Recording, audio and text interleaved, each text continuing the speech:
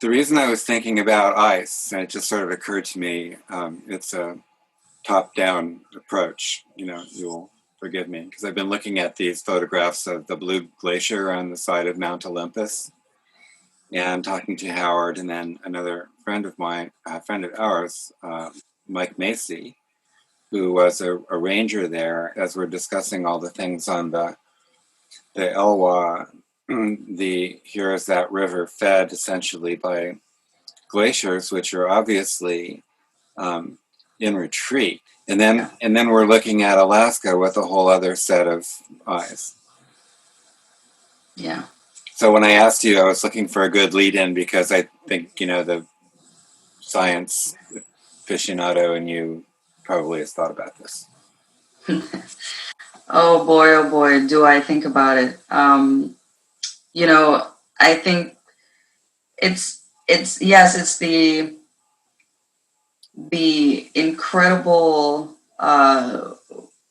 science behind ice and its formation and its contribution to our planetary system. But the underlying piece of that for me, which really fascinates me, is temperature. And temperature is something that really determines what lives and what doesn't live. So where do humans fit in this system now? Like we look at this from afar and say, oh, glaciers are melting, etc., and just trying to keep track of it. But here we are dependent on that as a participating species. Yeah, absolutely. I mean, we're seeing it unfold right before our eyes. It's quite an extraordinary time to be alive and be not just being alive, but the human species in general. The amount of knowledge in the scientific world that's been exposed to us now, that we can look at a phenomena like ice melt and really be able to understand it and what the consequences are, what they will be. So I think, that's why, for me, education is so, it's vital. It's key to us trying to save ourselves. If we don't understand it, we don't study it, we don't recognize the impact that it has on us, on us as a species and our ecosystem, the planetary ecosystem. We really we're left in the dark or left out in the cold. No pun intended there. Well, there used to be a conversation that was framed in light of mitigation or adaptation. So about 5 years ago, there started to be more of a, I don't know, at least a cultural willingness to say things like, "Hey, we're over the line. There's no turning back. We're not going to be able to. We're going to barely be able to maintain habitability. So the challenge is adapting. Whether you live on the seacoast of South Carolina or you live in Quinnipiac or you live on the Marshall Islands or Bangladesh." That's absolutely the name of the game now is adaptation and preparation. Preparing for these major events, these natural occurrences getting more frequent, getting more intense. Whether it's a wildfire, it's a hurricane, it's you know, Storm surge is a good example. yeah, yeah, absolutely. I mean, these are things that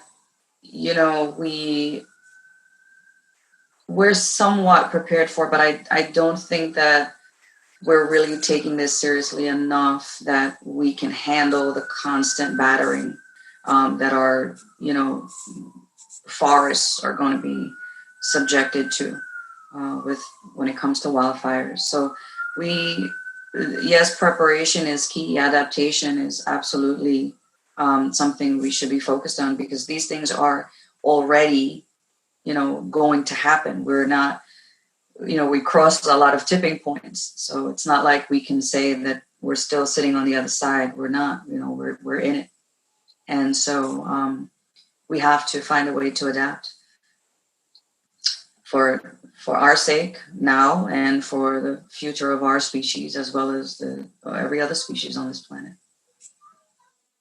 And New York, hasn't there been, some flooding or some awareness of, this kind of sea level issue going on in New York, Wall Street? Absolutely. That's so sea level rise is one of those things that we're constantly hearing about in New York. Obviously, we're very much vulnerable to that. And then when a storm like Sandy, Superstorm Sandy came through, that was a real awakening for us. I remember here, when Sandy came through, I was, maybe about a month or two, maybe away from giving birth to my second child. And we were left in the dark. We were sitting here trying to figure out, how to stay warm. So that was quite an experience. I imagine it was a lot worse for a lot of people as well. So we have one day you have all the comforts, conveniences, and assurances of the entire Western world and modern civilization, and the next day it's gone. It's kind of in question. Yeah, that even these conveniences, as we like to call them, right? Electricity or running water and things like that. We take all that for granted every single day. I mean, there are people on the earth now who don't have those things. So when they do experience it, they're very much, aware of how easily it can go and it can be taken away from you. Us here in, living in a place like New York or California or just the United States in general, we have access to these things. And when there's a possibility that it can be taken away, we get very scared. But I think that preparing for those things, being prepared is that really takes away some of the fear of the unknown. So, I tell my children all the time, you have to be bold and be brave, be brave in life. Don't think that just because you don't understand or know something, you're scared of it. But if you try to learn about it and try to understand it, maybe you won't be so scared. Do you think there's a connection between this consciousness of youth, let's say growing up in New York, and the story around Quinnipiac? Like, one of the reasons that Quinnipiac is so powerful, I think, as a story or fascinating is that, like, the whole village has to move. And New York doesn't have to move exactly. But there's a connection, there's the connection of how you see and interpret this information or this story, from Alaska, let's say, into the lives of, your family or a student or your kind of community awareness or participation around, whatever it's going to be. Maybe it's a nature walk or maybe it's voting, so how do you see that? How do you think that's useful in a way? Well, the story of Quinnipiac, I think, is one that really demonstrates how, how dependent we are for the ecosystems and the natural world around us to be able to function as intended. We're here in New York, we're surrounded by concrete and steel and, buildings everywhere. And we don't necessarily maintain that everyday line of sight, to the natural world. But Quinnipiac is an example that we need to be paying attention to, because even though they're not as urban, right? It's not an urban setting where it's just buildings and cars and a whole bunch of people. It's still where they're still dependent on their environment just as we are. So we have to look around us as well and say, are these are the systems around us functioning as they should for our benefit to keep us going. So you're saying it's like a reminder of the closeness? Yeah, it absolutely. We're connected to where we live, where, you know, where we spend our time every day, where we sleep, where we have friends and go to school and things like that. So Quinnahock is for me personally, it's not just a reminder of how you know, closely connected we are to the places that we live and depend on, but also how when those systems erode, and I'm referring to the natural systems, when those systems erode, the trajectory of things, it's sort of snowballs, right? Everything it's one after the next. It's a domino effect, and so instead of trying to stop the ball from, you know, coming all the way down the hill, we got to stop it from rolling altogether. We have to find ways to mitigate before it gets too big that we can't stop it. And I think that's what happened to Quinnahock. And I hope that, you know, they have means and measures to make things better, and to adapt where they are instead of having to move. But there is a real possibility that they may have to move, and that breaks a whole line of connection that the natives there have had for hundreds, or if not generations, or thousands of years, maybe. Yeah, I guess that move to town impetus is kind of has some political sloganeering from, more conservative, side, and maybe not very deep, right? And not necessarily, it's not my problem kind of thinking. Because they really just, I don't know if it's willful ignorance or if it's just that they're thinking, on just a purely economic perspective. But you can't ask of people who have been connected to a place for so long to just uproot and move to someplace else. That's not, for the natives and for the tribe that lives there, that's not an option. This is their home. This is their ancestral home.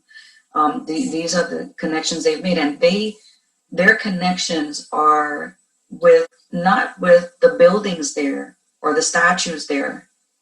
Their connections there is to the river and to the tree and to the birds and the land and everything that works together to give them life, or to provide a support system for them. That's where the connection lies. So you cannot just, you can't make that separation that easily. It's not as easy as pack your bags and move to town. So you're a founder of the Greenbelt Society. I don't know. Yeah, I suppose so. I mean, I was one of the first people to really get things going, but yeah. Well, there was something about this being hatched in the Brooklyn Library. Yeah. Okay, so then you had this collaborative idea, and we were both participating in that collaborative idea. And then one of the aspects of the Quinnahock story was that because of the fragility of the people there, that there may be some purpose, or there may be something to do, as a group. Do you have any thoughts on that? Like we come together for what? But having the conversation about all that's involved in the Quinnahock story. So it's not just the ecological devastation or restoration piece of it. It's the social justice piece of it. It's the historical piece of it. It's the archaeological piece of it. So there are, numerous components, but it goes, all of those components are part of a really intriguing story, of a people that have resided in this area, in this place for so long, and their stories were never really broadcasted, right? It was never put on television or really written in the history books. And this is an opportunity for us as a group to perhaps put some light on that and share their story with others. So that's one way that we can contribute in keeping that story going and showing the challenges that they have faced in the past and that they continue to face as a people. And now even more so, because it's not just humans that are giving them, that are being insensitive to them. It's the land that's changing beneath them. And so they're really just fighting this battle that it's really a battle for survival of their people and their history and their heritage. Well, Warren said that the elders knew where to move the village.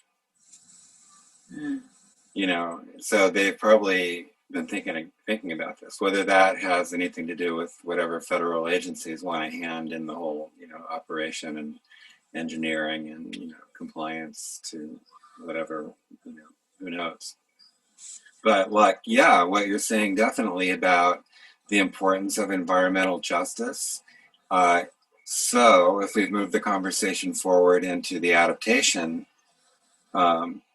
thread, let's say, then, you say, well, what are the adaptive modalities? What are the common needs? And you could go down the list and say, like, security, food, employment. So you may be talking about like mobile populations, or partially mobile populations, or more mobile populations. And so this question then of how to make a move, in a multi-constituent environment, where often in the past, like with the Elwha Dam and so forth, whatever move was made at the expense of somebody, downstream, and they were going to go get what they could get. And that's the I think the biggest challenge of all at this point is what's the action plan?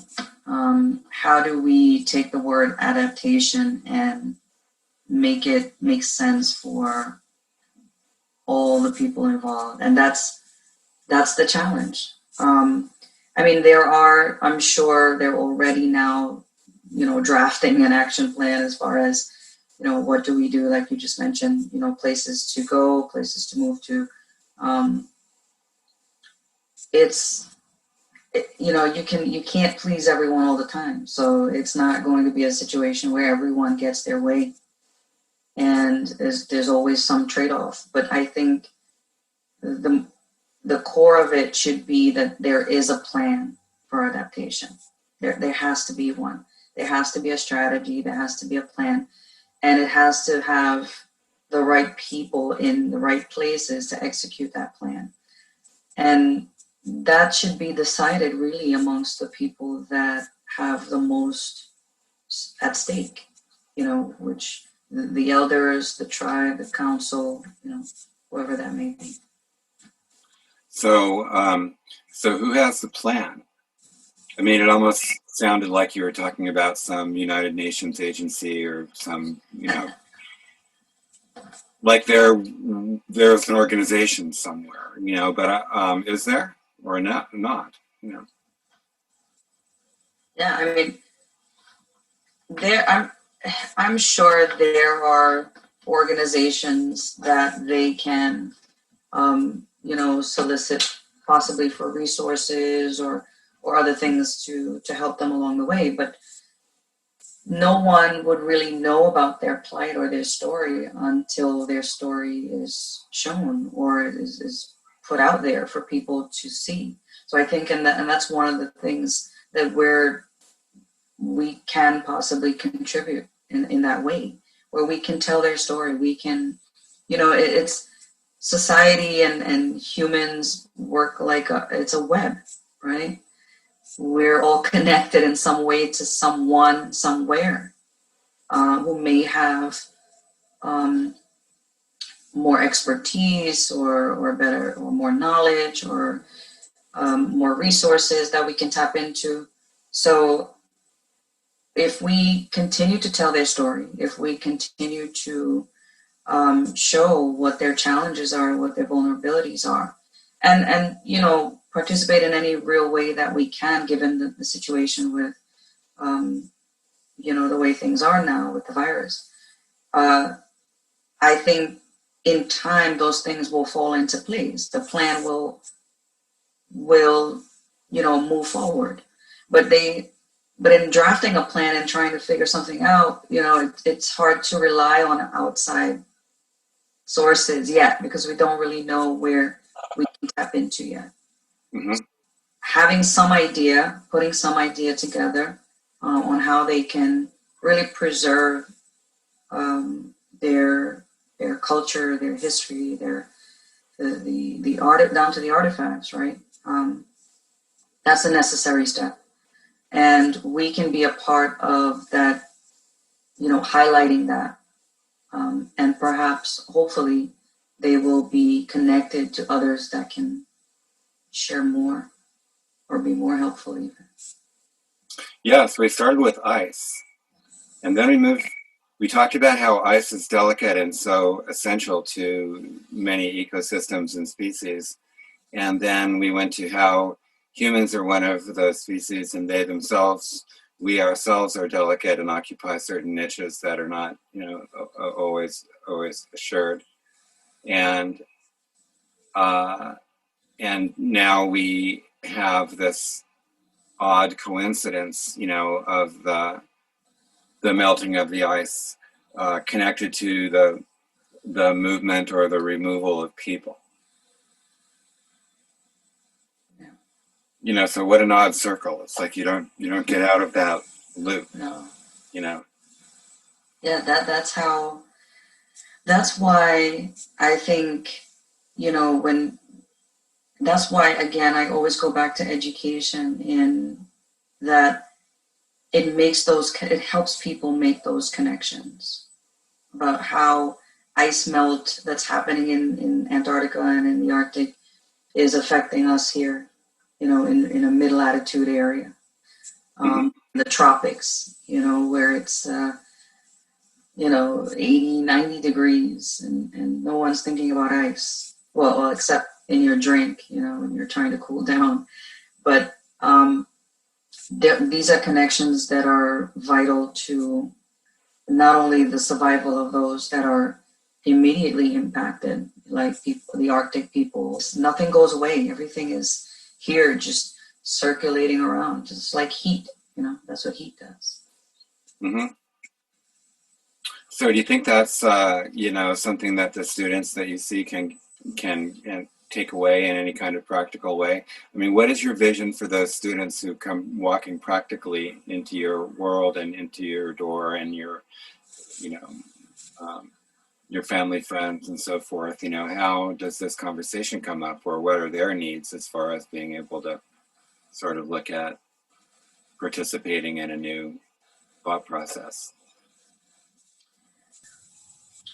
I always say, and I think you've heard me say this before, is, when we stopped looking up at the stars and we started looking down at our cell phones, we really lost our way. Even though, we have GPS now, that's not finding our way.